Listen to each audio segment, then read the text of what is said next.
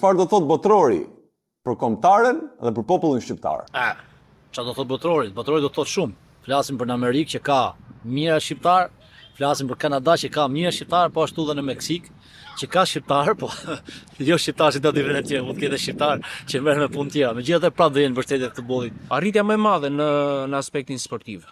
Të gjithë kanë pritur, madje jemi aq sportdashës sa që e pa mundësi për Shqipërinë ta përshohim botrori, jemi bërë me gjithë botën tifoz. Flasim kaq shumë për futboll, ëndërrojmë kaq shumë, luajmë kaq shumë dhe nuk kemi shkuar kurrë. Janë disa gjëra që ndodhin shumë rrallë në jetë dhe sidomos për një vend të vogël siç është Shqipëria, pjesëmarrja në botror pa diskutim që do të ishte historike, kështu që pse jo?